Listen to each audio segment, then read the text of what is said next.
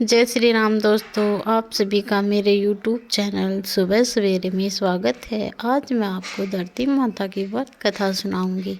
अगर आपको मेरी कथा अच्छी लगे तो मेरे चैनल को सब्सक्राइब करें, लाइक करें और कमेंट करना ना भूलें।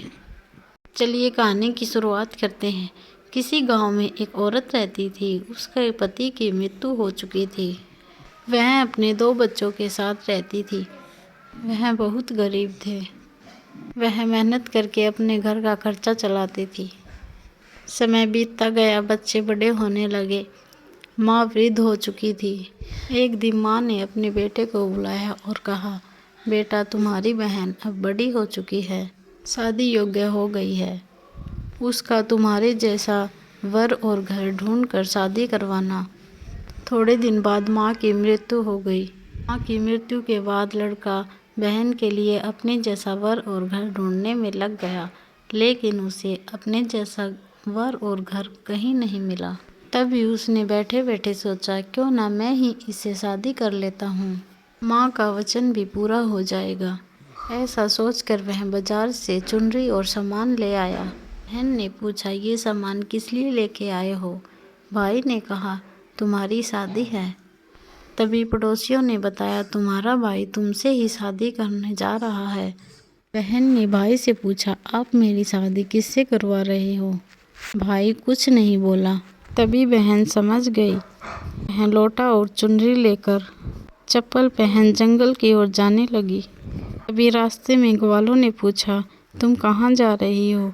तो वह कुछ नहीं बोली। जंगल में पहुंचकर वह धरती माता को आवाज़ लगाने लगी, हे माँ, तू ही मेरी लाज रखना, नहीं तो अनर्थ हो जाएगा। मैं क्या करूं?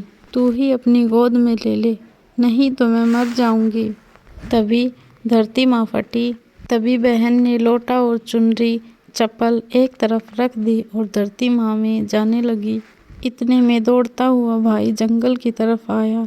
तभी उसने ग्वालों से पूछा, क्या तुमने मेरी बहन को देखा है? तभी ग्वालों ने कहा, हाँ, तुम्हारी बहन जंगल के अंदर गई है। तो वह बहन बहन पुकारता हुआ दौड़ा और जंगल में जा पहुंचा। तभी उसने देखा कि उसकी बहन धरती माता के अंदर समा रही थी।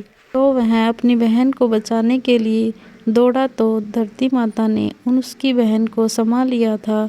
उसकी बहन के थोड़े बाल बाहर दिख रहे थे। तभी उसने अपनी बहन के बालों को मुट्ठी में लिया और रोने लगा और बोला, बहन, तू सत्य के लिए धरती माता में समा रही है। मेरी तो बुद्धि भ्रष्ट हो गई थी। माँ का वचन निभाने के लिए मेरे जैसा वर कोई नहीं मिला तो मन में यह विचार आया। धरती माँ ने सत्य के लिए बेटी को अपने अंदर समा लिया था।